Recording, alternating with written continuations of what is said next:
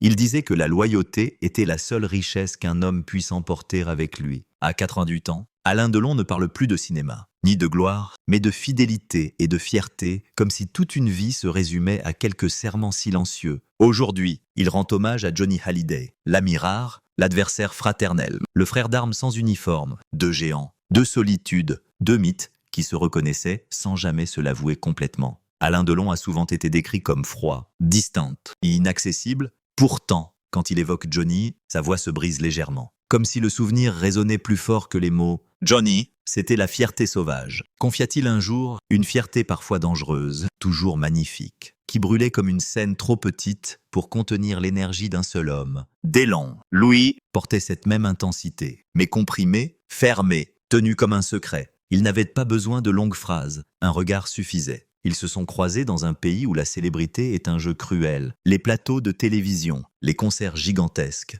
les flashs interminables. Et au milieu de tout cela, deux hommes qui cherchaient seulement à rester eux-mêmes. Quand Johnny venait saluer Delon dans une loge, il disait toujours « Salut le prince ». Delon répondait en riant « Toi, t'es le roi des routes ». Et puis, d'un geste parfaitement naturel, ils parlaient de tout sauf de leur propre légende. Des chiens, des voitures, de leur mère, des nuits interminables, des fuites nécessaires pour respirer. Alors pourquoi parler maintenant? Pourquoi ce témoignage si tardif? Delon, vieillissant, affaibli par le temps, a compris que le silence peut devenir une prison. Pendant des années, il a gardé pour lui ce qu'il savait de Johnny, ses colères enfantines, ses humiliations cachées, ses doutes qui ne transpiraient jamais sous les lumières. Aujourd'hui, il ne cherche ni les faits, ni le drame, seulement la vérité, une vérité nue, presque tendre. Johnny n'était pas seulement une idole, il était un homme qui avait peur de perdre l'amour du public. Comme un enfant effrayé à chaque fin de spectacle, à 88 ans. Delon défie encore une fois sa propre légende. Sa parole ressemble à un legs,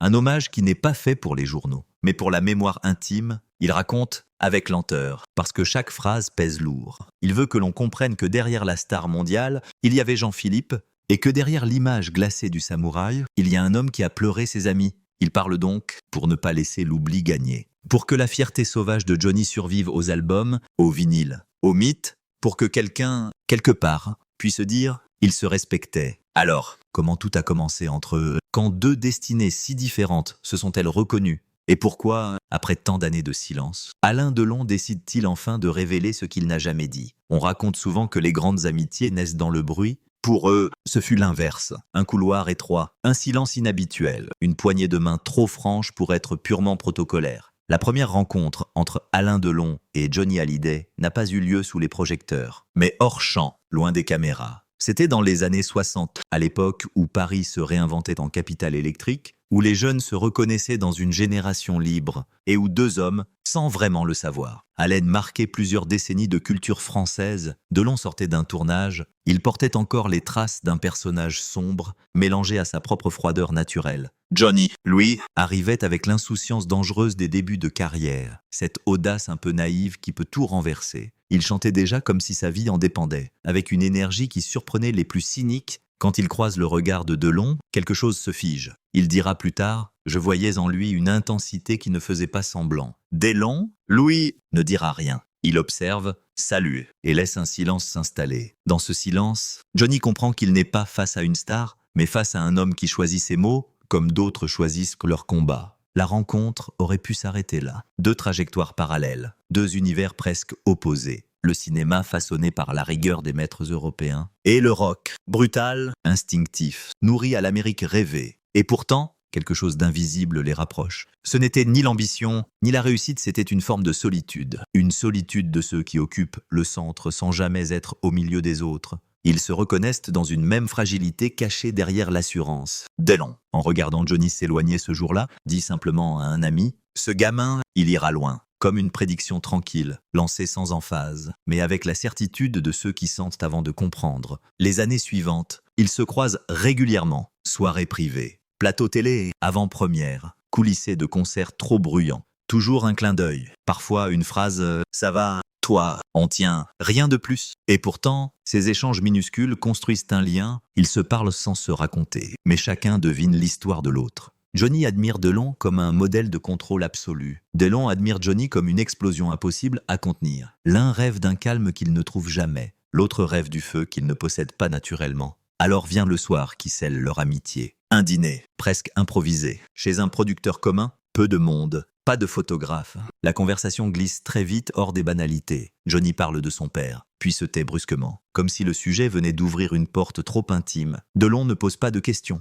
Il répond par un souvenir sur sa propre enfance, sans livrer de détails, mais avec un ton qui dit tout. Soudain, Johnny lâche un rire nerveux. On se ressemble plus que je pensais. Delon sourit, presque surpris par cette franchise. C'est ce soir-là qu'ils entrent dans la même histoire. À partir de ce moment, les choses deviennent simples. Ils ne se voient pas souvent, mais assez pour que cela compte. Johnny passe parfois chez Delon, tard, sans prévenir. On dit qu'il venait chercher un silence qu'il ne trouvait nulle part ailleurs. Delon écoutait, fumait, sans juger. Les conversations duraient 1 heure, parfois 10 minutes, parfois rien. Tu sais, dira Johnny plus tard à un journaliste, avec Alain, on n'avait pas besoin de parler. On se taisait ensemble. Une phrase qui résume mieux que toutes les analyses la nature de leur relation. Ce qui les lie profondément, c'est l'absence de demande. Aucun des deux ne cherche à tirer profit de l'autre. Il n'y a ni mentor, ni élève. Juste 2 hommes qui savent exactement ce que représente la célébrité, un piège brillant. Delon voit Johnny lutter contre lui-même, brûler pour que le public l'aime plus encore. Johnny voit Delon construire une forteresse pour ne jamais être blessé. Ce miroir les fascine. Ils comprennent que chacun, à sa manière, se protège d'une solitude qu'il ne peut avouer. Avec le temps, leur relation devient une énigme pour ceux qui les entourent. Comment expliquer qu'un homme de cinéma, à l'élégance glacée, soit l'ami intime d'un chanteur incandescent ? La vérité, c'est qu'ils ne formaient pas un duo social. Ils formaient un pacte invisible, une fraternité imparfaite, mais réelle. Ils se sont rencontrés parce que le hasard les a placés face à face. Ils se sont retrouvés parce que leurs histoires étaient faites du même matériau fragile, la nécessité d'être aimé et la peur de ne pas l'être assez. Comment leurs chemins vont-ils évoluer lorsque la gloire explose pour l'un et se solidifie pour l'autre ? Comment 2 mythes traversent-ils les années de lumière sans s'éloigner? Et que se passe-t-il quand les fissures apparaissent dans l'amitié comme dans la vie publique? Les années 70 et 80 représentent ce moment rare où 2 trajectoires individuelles deviennent des symboles nationaux. Johnny Hallyday ne chante plus seulement pour une génération, il incarne une énergie collective. Alain Delon, lui, n'est plus simplement un acteur. Il devient une icône cinématographique, un visage qui traverse les continents sans traduction.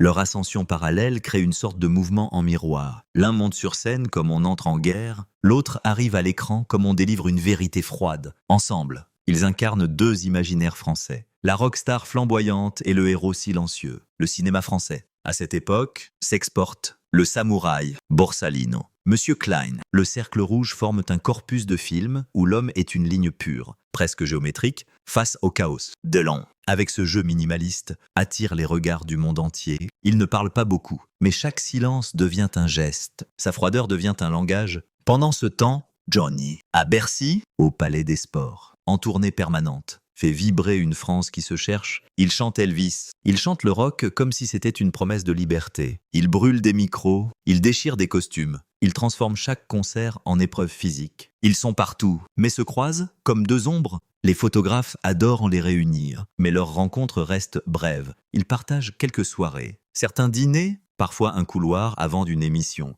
Pourtant, il existe une complicité tacite. Une fois, sur un plateau télé, Johnny lance en direct. « Alain, il pourrait jouer ma vie au cinéma. » Delon répond, avec ce demi-sourire qui n'appartient qu'à lui. « Et toi, tu pourrais chanter la mienne. » Le public rit, puis applaudit. La phrase paraît légère, mais elle dit quelque chose de plus profond. Chacun reconnaît en l'autre une forme de vérité artistique. Les années de gloire sont aussi des années d'excès. Johnny vit vite, trop vite. Il enchaîne les albums, les tournées, les aventures amoureuses, les virages brutaux. Delon, au contraire, structure son image avec une précision presque militaire. Rien n'est laissé au hasard. Ses rôles, ses interviews, ses silences, sa manière d'apparaître ou de disparaître. Johnny lui dira un jour « Toi, tu fais de ta vie un film. Moi, j'en fais un concert. » Cette formule, trop belle pour ne pas être vraie, résume leurs différences. L'un construit un mythe que rien ne doit altérer. L'autre vit dans le mythe jusqu'à l'épuisement. Les succès déferlent. Johnny remplit les stades. Delon remplit les salles obscures et les palmarès internationaux. Ils deviennent, chacun à leur manière, le visage d'une fierté française. Une fierté qui traverse les frontières. Des Japonais viennent à Paris pour voir Delon, comme on va voir la Joconde. Des Belges, des Suisses, des Italiens traversent les autoroutes pour voir Johnny en vrai. Ils ne le disent pas, mais ils savent que l'un donne au public l'illusion de la puissance, tandis que l'autre donne l'illusion du destin. Ils incarnent 2 rêves différents. Pourtant, au cœur de cette frénésie, leur relation reste simple. Un appel, parfois au milieu de la nuit. Pas beaucoup de mots, ça tient. On fait comme on peut. Ils savent que derrière la réussite, il y a une fatigue invisible. Johnny se confie sur les doutes qui rongent un homme qui doit tout recommencer à chaque concert. Delon se confie sur la pression d'incarner un personnage permanent. Les deux comprennent que la gloire n'est pas une récompense, c'est une charge. Dans les années 80, le monde change, la culture devient une industrie. Les médias cherchent des histoires, des drames, des rivalités. On tente parfois de les opposer. Delon, l'acteur solitaire, contre Johnny, l'idole du peuple. Eux ne jouent pas ce jeu. Ils sourient, s'éloignent, disent peu. Les journalistes veulent des frères ennemis. Confie un jour Johnny à un proche. Nous sommes seulement des frères. Cette phrase, prononcée sans témoin, circule discrètement dans leur entourage comme une vérité discrète. Le temps de la gloire est aussi celui des fantômes. Delon perd certains amis du cinéma. Johnny voit partir des compagnons de la route. Ils assistent, impuissants, à la disparition d'un monde qu'ils avaient construit en marchant. L'un protège son silence, l'autre hurle sur scène pour ne pas disparaître. Leur amitié, à distance, devient une respiration, pas de confidence interminable, pas de déclaration publique, juste un pacte, être là, même sans être présent. Dans ces années où tout semble possible, une question silencieuse se glisse déjà entre eux. Combien de temps un homme peut-il tenir sur la crête de sa propre légende ? Et que devient l'amitié lorsque la lumière aveugle ceux qui la portent ? À quel moment les fissures vont-elles apparaître dans la carrière ? Dans les cœurs, dans le pacte invisible entre ces deux géants, les années passent et la lumière, à force de brûler, finit par creuser des ombres. Dans les années 90, leur gloire est intacte, mais quelque chose change. L'époque devient plus brutale. Le rapport aux médias se transforme, les confidences sont marchandées, les vies privées disséquées. Johnny et Delon, chacun de leur côté, apprennent que l'admiration du public peut se retourner en exigence permanente. L'image qu'ils ont construite commence à peser sur leurs épaules. Et entre eux, une distance subtile s'installe. Rien d'affronté, rien de spectaculaire, juste un silence un peu plus long qu'avant. Mais alors, où commence vraiment la fissure ? Certains disent qu'elle vient d'une incompréhension légère, un malentendu autour d'un projet artistique jamais réalisé. Pourtant, cela paraît trop simple. Ce soir-là où Johnny appelle Delon après un concert particulièrement violent pour lui, l'acteur ne répond pas. Il tourne en Europe, il travaille, il se protège. Johnny raccroche, laisse un message bref « J'avais besoin de toi ». Pas grave, on se voit bientôt. Le lendemain, c'est au tour de Delon d'essayer de le joindre. On se rate, dira-t-il plus tard. En réalité, ils se perdent un peu. Ce soir-là, dans une loge trop silencieuse, Johnny regarde son reflet dans un miroir fissuré par un coup de poing maladroit. Il murmure à un ami « Parfois, je me demande si je fais tout ça pour le public ou pour prouver quelque chose à mes fantômes. » Une phrase amère, sans mise en scène. Delon, ailleurs, dans un hôtel impersonnel, répond à une question sur son amitié avec Johnny. C'est quelqu'un que je respecte profondément. Mais on n'a jamais eu besoin de se voir tout le temps. Deux vérités sincères, mais qui ne se rencontrent plus. Pourtant, ce n'est pas un conflit, ce n'est pas une rupture. C'est quelque chose de plus fragile, un décalage. Le cinéma, pour Delon, devient une affaire de transmission, de légende personnelle. Il parle de ses films comme de traces destinées à survivre au temps. Johnny, Louis, se bat encore sur scène comme si chaque concert était le premier. Les tournées se font plus longues, plus physiques. Il accumule les cicatrices invisibles. Delon essaie de le convaincre de ralentir. Johnny répond « Arrêtez, c'est mourir un peu ». Ce soir-là, la phrase tombe comme un verdict. L'un pense au futur, l'autre pense au présent absolu. Pourtant, leurs malentendus ne sont jamais publics. Ils ne se disputent pas. Ils s'éloignent par pudeur. Chacun veut protéger l'autre d'une fatigue qu'il ne sait pas exprimer. Johnny déteste inquiéter. Delon déteste montrer qu'il souffre. Dans cette retenue, les fissures se creusent. Il ne s'agit pas d'orgueil, ni de jalousie. Il s'agit de survie. Et puis arrive ce moment où le corps commence à protester. Johnny, dans un studio, peine à respirer entre deux prises. Il masque tout, continue, plaisante. On a connu pire, dit-il. Son équipe parle d'épuisement, de tension, de nuits blanches. Delon, de loin, apprend les nouvelles. Il s'inquiète, mais ne veut pas franchir la frontière de l'indiscrétion. Il envoie un message simple. « Si tu as besoin de moi, je suis là. » Johnny ne répond pas immédiatement. Le message reste suspendu. Pourtant,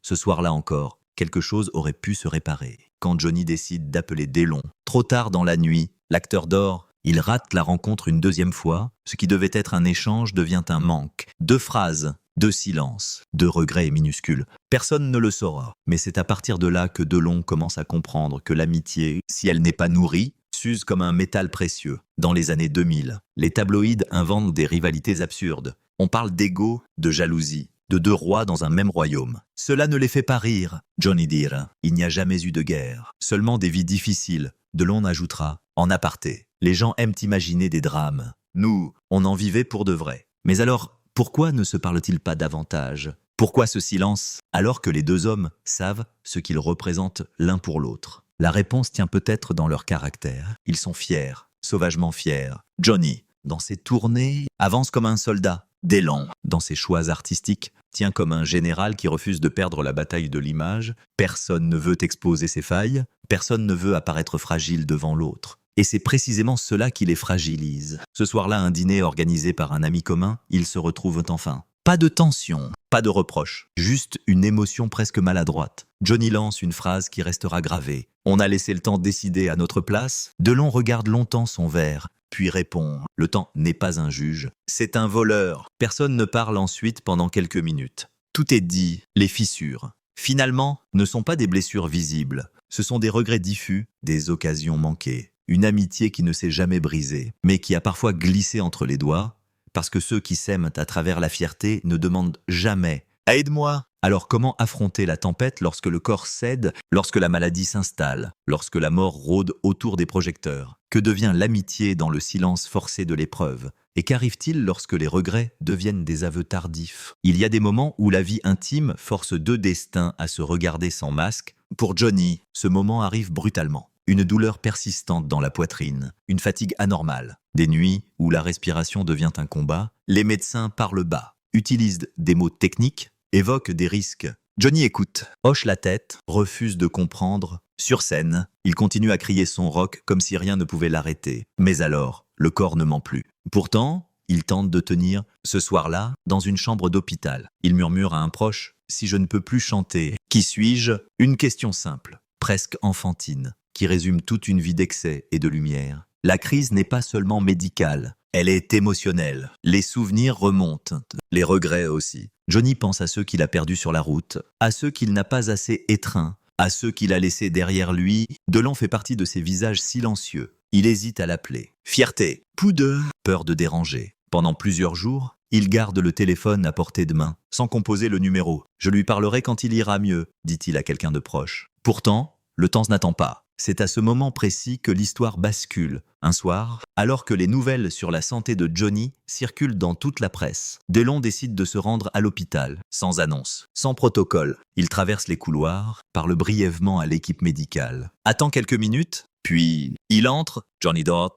Le visage est calme, mais marqué par la lutte invisible. Delon reste debout, silencieux, comme s'il veillait. « Je suis là, mon frère », murmure-t-il. Une phrase presque inaudible, prononcée pour lui seul. Ce soir-là, il ne cherche pas le dialogue, il cherche la présence. Quand Johnny se réveille, le lendemain, on lui dit qu'Alain est passé. Il sourit, faiblement. Il aurait voulu le voir. « On se rate encore », plaisante-t-il, avec ce demi-sourire qui masque l'émotion. La crise, alors, devient le miroir de tout ce qu'ils n'ont pas dit. Les médecins imposent le repos, le silence. Johnny, cloué à la réalité, doit accepter une vérité qui l'effraie. L'immortalité n'existe pas, même sur scène. Pourtant, la rupture entre eux n'est pas une rupture d'affection, c'est une rupture de rythme. Johnny, après l'opération, veut reprendre, repartir en tournée, retrouver le public, prouver qu'il est encore vivant. Delon, témoin de la fragilité du corps, lui conseille d'arrêter. « Tu n'as plus rien à prouver », dit-il lors d'un appel. Johnny répond, d'une voix lente, « Si, à moi-même ».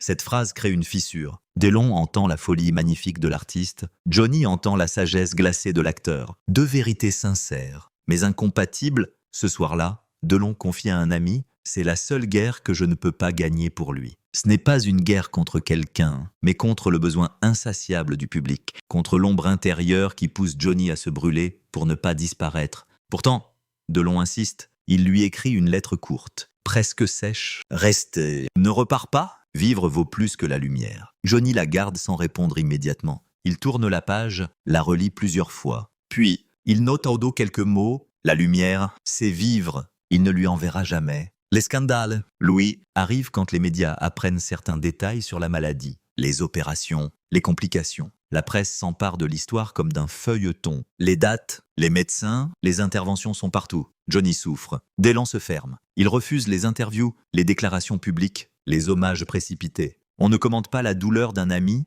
dit-il à un journaliste insistant. Pourtant, il finit par parler. Dans une émission, les yeux baissés, il laisse tomber cette phrase, presque un aveu. Je n'ai jamais su lui dire ce qu'il représentait pour moi. Une seconde de silence. Puis l'émission reprend son rythme, comme si rien ne s'était passé. La crise atteint son apogée lorsqu'un projet avorte brutalement. Une idée discrète, née d'une conversation ancienne. Un film, un rôle, un clin d'œil à leur complicité. Johnny devait apparaître. Brièvement, dans une scène écrite sur mesure, il tombe malade avant le tournage. Delon garde le scénario dans un tiroir. Ce film n'a plus de sens sans lui. Confie-t-il. Pourtant, il n'admettra jamais publiquement qu'il avait imaginé ce geste comme un hommage vivant. Un hommage partagé. Ce soir-là, encore, les regrets. Les deux hommes se parlent une dernière fois avant que Johnny ne parte pour une convalescence loin de Paris. La conversation est brève.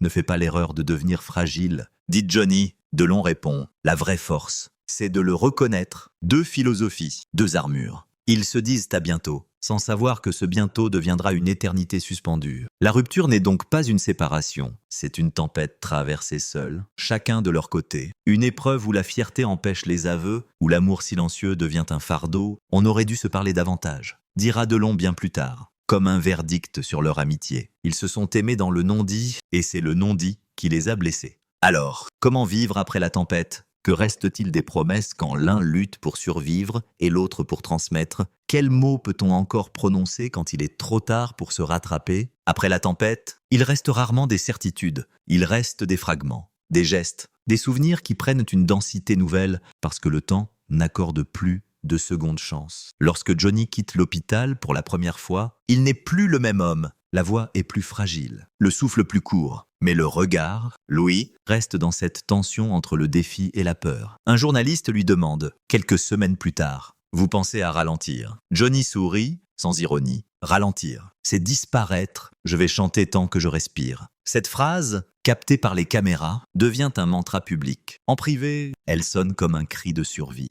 Delon, de son côté, s'éloigne des plateaux, non pas par lassitude, mais par choix. On ne peut pas jouer éternellement contre le temps, dit-il à un ami réalisateur. Il choisit la rareté, l'apparition calculée, une manière de protéger ce qu'il a construit. Dans ses interviews, il parle de transmission, de mémoire, de traces. Il évoque parfois des noms, des influences, des légendes disparues. Johnny revient dans ses phrases comme un refrain discret. Il avait cette fierté sauvage, répète-t-il. Toujours ces trois mots, comme si tout était contenu dans cette expression. Après la crise, il se revoit, pas souvent, mais sincèrement. Des visites brèves, des dîners silencieux, il n'y a plus de grands discours, plus de projets communs. Il y a une forme d'humanité nue, débarrassée de la compétition de la jeunesse. Johnny, un soir, en regardant la télévision chez Delon, lâche doucement. Tu sais, j'ai cru mourir, j'ai eu peur. Delon reste immobile. Puis répond, on a tous peur, mais on fait semblant. Dans ce court échange, tout est dit. Leur amitié entre dans une nouvelle phase, celle où les masques tombent à moitié, celle où les aveux se frayent un chemin à travers la pudeur. La santé de Johnny, malgré l'énergie qu'il déploie, reste fragile. Chaque tournée devient un tour de force médical. Il répète moins longtemps, économise chaque souffle. Mais quand les projecteurs s'allument, la magie opère. Quand je chante, je redeviens vivant. Confie-t-il à un journaliste. Delon, Louis, assiste à un concert dans les coulisses. Après le spectacle, il croise le regard de Johnny, épuisé. Pas de mots, juste une main posée sur l'épaule. L'échange est minuscule, mais il contient une histoire entière. Pourtant, tout n'est pas apaisé. Derrière le retour sur scène, il reste des tensions invisibles. Johnny refuse d'admettre la limite. Delon, lucide, voit la fin approcher. Il essaye de lui parler, parfois maladroitement. Tu devrais penser à l'après. À la tranquillité. Johnny secoue la tête. Ma tranquillité, c'est le bruit. Cette phrase résume leur opposition fondamentale. Delon regarde vers la mémoire, Johnny vers la lumière. L'un veut laisser une trace stable, l'autre veut brûler jusqu'au dernier instant. Les médias, s'empresseront de romancer cette période. Certains parleront de réconciliation, d'autres de distance persistante. La vérité, c'est plus simple. C'est une amitié devenue adulte, débarrassée des exigences. Ils ne cherchent plus à se prouver quoi que ce soit. Ils acceptent même leurs désaccords. Un soir, lors d'une conversation tardive, Johnny dit à Delon « On s'est raté parfois, mais au fond, on ne s'est jamais quitté. Delon, après un long silence, ajoute « On ne quitte pas ce qu'on porte en soi ». Lorsque la maladie revient, plus sournoise, plus définitive. Delon la presse avant Johnny lui-même. Les nouvelles médicales deviennent plus dures, les traitements plus lourds. Le visage de Johnny change. S'amincit, sa voix baisse d'un ton. Il continue pourtant, avec une obstination presque héroïque. Delon, pour la première fois, osait une phrase directe. « Je ne veux pas te perdre sans avoir parlé ». Johnny détourne le regard. « On parlera. Pas maintenant. Ce pas maintenant n'arrivera jamais ». La dernière fois qu'il se voit réellement, sans caméra, c'est dans un salon discret. Un matin d'hiver, Johnny est fatigué. Il le montrait. Delon arrive avec un panier de fruits et un regard inquiet. Ils échangent quelques mots, rien de spectaculaire, pas de révélation. Mais, à un moment donné, Johnny serre la main de Delon plus longtemps que d'habitude. Il dit doucement « Merci d'avoir été là ». Même quand on ne se voyait pas, Delon ne répond pas tout de suite. Il finit par dire « Tu m'as appris qu'on peut vivre avec la fierté comme un drapeau ». Un silence, une respiration, un sourire, c'est la dernière scène intime de leur histoire. Après cela, la maladie gagne, les traitements cessent, le public pleure. La France découvre la fragilité de son héros. Delon, à l'abri des caméras, pleure aussi, mais seul. « Je ne voulais pas que les gens voient ça », confiera-t-il plus tard. L'hommage public viendra tard, très tard. Comme si Delon avait eu besoin de tout ce temps pour accepter la perte et en faire un récit. Alors, comment se relever après l'absence? Comment briser le silence sans trahir ce qui n'a jamais été dit? Et que révèle un homme de 98 ans lorsqu'il décide enfin de raconter ce que l'amitié a laissé en lui? Cette confession tardive, à la frontière entre le regret et la gratitude, c'est le moment où Alain Delon brise le silence. À 88 ans, la voix d'Alain Delon n'a plus besoin d'effets. Elle n'a plus besoin d'arguments. Elle porte l'usure du temps comme une vérité brute. Lorsqu'il accepte enfin de parler de Johnny, ce n'est ni pour le récit héroïque, ni pour les titres spectaculaires. C'est pour une seule raison. Je ne veux pas que le silence décide à ma place. Cette phrase, prononcée lentement, avec des pauses longues comme des souvenirs, marque la frontière entre ce qu'il a toujours gardé pour lui et ce qu'il accepte désormais de donner au monde. Delon n'aime pas se confesser, il n'aime pas expliquer, sa pudeur est ancienne, forgée par des guerres silencieuses. Pourtant, en évoquant Johnny, quelque chose se fissure dans son contrôle. Sa voix se baisse, puis se brise à peine sur certains mots. Johnny n'était pas une légende. C'était un homme. Il insiste sur cette formulation. Elle semble évidente, mais pour lui elle est essentielle, car derrière le héros national, il y avait une fragilité qu'il a trop rarement montrée. Delon le dit sans détour. Ce qu'il a caché était plus grand que ce qu'il a montré. Ce jour-là, lorsque Delon parle devant une caméra, il ne cherche pas à construire un récit dramatique, il raconte des choses simples, presque invisibles. Des nuits passées à marcher pour ne pas penser, des silences partagés dans des salons feutrés, une main posée sur un bras, sans phrase. Les gens pensent que l'amitié, c'est parler pendant des heures. Pour nous, c'était se taire ensemble. Il laisse un temps, puis ajoute « On n'avait rien à se prouver ». Pourtant, derrière ce calme, il y a un regret qui monte. Il le laisse venir. Il dit,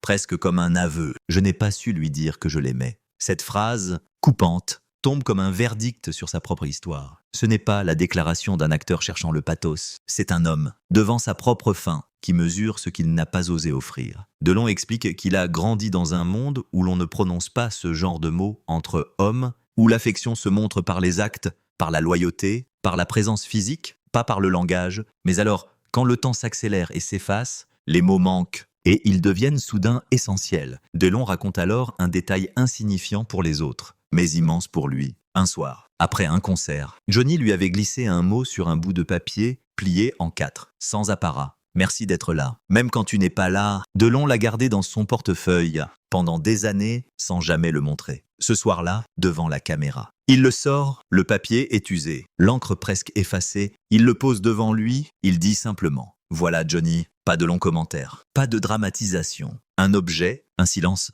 un souvenir. Puis Delon raconte ce qu'il n'avait jamais évoqué, ce projet de film avorté. Une scène courte, écrite pour Johnny. Je voulais qu'il apparaisse comme un fantôme magnifique, pas comme une star. Comme un homme qui passe, il sourit légèrement en disant cela. La scène n'a jamais été tournée. Johnny était trop malade. C'était ma manière de lui dire merci. Il ne l'a jamais su. Cette révélation, minuscule, déplace tout le récit. On comprend que l'hommage d'aujourd'hui est une tentative de réparer ce qui n'a pas été réalisé de son vivant. Delon raconte aussi une conversation tardive, jamais révélée. Johnny, affaibli, lui aurait dit « Tu sais, on s'est aimé comme deux loups, sans parler ». Delon répète cette phrase à voix basse, comme si elle lui appartenait autant qu'à Johnny. Deux loups, il ferme les yeux quelques secondes, puis comme s'il parlait à l'absent. Je l'ai laissé partir sans lui dire que j'étais fier de lui. Le mot fier revient souvent. Comme un miroir. Johnny, c'était la fierté sauvage. Delon, Louis, a construit une fierté glacée. L'aveu d'aujourd'hui consiste à reconnaître que cette fierté, parfois, empêche d'aimer. Alors vient la révélation centrale. Celle que Delon gardait en lui. Johnny avait peur de mourir loin du public. Ce n'était pas la mort qui l'effrayait. C'était l'oubli, une phrase qui change la perspective. On comprend que la scène était sa maison, sa respiration, sa protection. Delon ajoute « Moi, j'avais peur de mourir sous les regards ». Deux peurs contradictoires, deux façons opposées de survivre. Johnny voulait se dissoudre dans la foule. Delon voulait se retirer dans l'ombre. Ils ne se sont jamais jugés pour cela. Ils se sont respectés. Cette confession tardive n'est pas une réhabilitation de leur histoire. C'est un partage intime, offert sans filtre. Delon ne cherche ni à sublimer, ni à corriger. Il parle de la faute douce, de l'absence, de ces gestes simples qui deviennent sacrés quand il n'est plus possible de les répéter. J'aurais dû l'appeler plus souvent. Ce regret, dit avec une retenue immense, vaut plus que n'importe quel récit dramatique. Et alors, une dernière phrase, presque un murmure. Johnny m'a appris qu'on peut se brûler pour vivre. Moi, je me suis glacé pour durer. Elle résume tout, la vie, le parcours, la différence, l'admiration. Et le prix à payer, dans cette révélation, il n'y a pas de jugement. Il n'y a que la gratitude et un regret lent, d'élan, en brisant le silence. Ne parle pas seulement de Johnny, il parle de lui-même, il parle de ce qu'il a gardé trop longtemps enfermé et de ce qu'un homme, à la fin de sa vie, ose enfin nommer l'amour. Même quand il n'a jamais su se dire « Alors, que reste-t-il après la révélation ? Comment conclure une histoire qui n'a pas de fin ?» Parce qu'elle continue dans la mémoire collective. Quelle dernière image peut faire justice à ce lien fait de silence, de fierté et d'admiration ? Il n'y a pas de véritable fin pour une histoire qui a commencé dans le silence. Il y a seulement des traces légères, tenaces, qui s'accrochent au temps comme une cicatrice douce. Lorsqu'Alain Delon prononce ses derniers mots sur Johnny Hallyday, il ne cherchait ni la conclusion brillante, ni la morale. Il parle comme on ferme une porte lentement, en sachant que l'air de la pièce continuera de circuler. Johnny est parti, mais il n'a jamais quitté son monde, dit-il un jour à voix basse. Pour lui, l'ami repose dans une dimension qui n'appartient ni à la mort, ni à la gloire, celle de la mémoire intime. Le public connaît Johnny dans le bruit. Les guitares, les cris, les foules en larmes. Delon, Louis, le garde dans le calme. Une loge vide après un concert, un rire nerveux autour d'une table, une phrase griffonnée sur un papier plié. Merci d'être là, même quand tu n'es pas là. Ce mot est devenu une relique privée, le type de souvenir qui ne sert à rien pour l'histoire officielle, mais qui contient tout ce que la réalité publique ne montre pas, la vulnérabilité d'un homme qui avait peur d'être oublié. Après sa disparition, Delon ne participe pas aux hommages immédiats, il n'aime pas le spectacle du deuil. Il sent que les larmes télévisées, les discours préparés, les fleurs apportées sous les caméras diminuent ce qu'il a de plus précieux. Il reste chez lui, dans un silence presque religieux. Plus tard, beaucoup plus tard, il parle. Avec lenteur, sans emphase. Il raconte non pas ce que tout le monde sait, mais ce que presque personne n'a vu. Johnny qui marmonne, la tête dans les mains. Je veux que ça continue. Johnny qui serre les poings avant d'entrer sur scène, comme un boxeur. Johnny qui se tait, parfois, pour ne pas qu'on voie ses doutes. Delon ne cherche pas à se mettre en scène. Il se tient au bord du récit, comme un témoin. Il dit qu'il a compris une leçon trop tard. On croit qu'on a le temps pour dire les vraies choses. C'est faux. Il laisse un silence, puis ajoute « On devrait dire merci avant que la vie nous l'arrache », ce remerciement. Il le prononce aujourd'hui. Pas dans une lettre, pas dans un discours officiel, mais dans une confession à voix basse. C'est sa manière d'accompagner Johnny jusqu'à la frontière invisible où les vivants parlent aux absents. Dans l'épilogue, il ne s'agit plus de carrière, de film, de stade rempli. Il s'agit d'un lien suspendu, d'une affection maladroite, fière, qui n'a jamais su prendre les codes de la douceur, une amitié vécue à contre-courant. Dans une époque où les hommes devaient cacher ce qui les rendait fragiles. Deux loups, disait Johnny. L'image reste deux loups qui se reconnaissent dans la nuit, sans se toucher, mais en marchant dans la même direction. L'un silencieux, l'autre tonitruant, l'un protégeant ses cicatrices, l'autre brûlant les siennes sous les projecteurs. Aujourd'hui, à 88 ans, Delon garde un rythme lent. Chaque phrase semble émerger de décennies de retenue. Il dit que Johnny lui manque, non pas comme une star, mais comme l'homme qui comprenait le silence sans explication. C'était un ami, dit-il simplement. Ce mot, dans sa bouche, a le poids d'une confession. L'amitié réelle, celle qui ne se photographie pas, celle qui ne s'explique pas dans les journaux. Une amitié que personne n'a vraiment pu voir, parce qu'elle se jouait hors du cadre. Dans la pièce où il s'exprime, il n'y a pas de grandeur, rien de spectaculaire. Juste un décor simple, presque neutre. comme pour éviter que l'image ne devienne le sujet. Delon pose parfois la main sur un objet, un livre, une photo, un morceau de papier jauni. Ces signes valent pour lui plus que n'importe quel trophée. Ils ne disent pas la gloire, ils disent le passage d'une présence humaine. Le documentaire se termine sur une image immobile, sur la table. Il reste une photo. Johnny sourit, quelque part entre la fatigue et la joie. L'image n'est pas parfaitement nette, elle tremble légèrement, comme si elle avait été prise dans un moment arraché à la vitesse. On ne sait pas qui tient la caméra, on ne sait pas quand, ni où. L'image ne répond à aucune question. Elle en pose une seule. Comment deux légendes apprennent-elles à se dire adieu sans se perdre? La voix off s'arrête, le silence reprend sa place. Le spectateur comprend que la véritable histoire n'est pas dans ce qui a été raconté, mais dans tout ce qui n'a jamais été dit. Et sur la table, il reste une photo. Le temps, Louis, ne dit plus rien.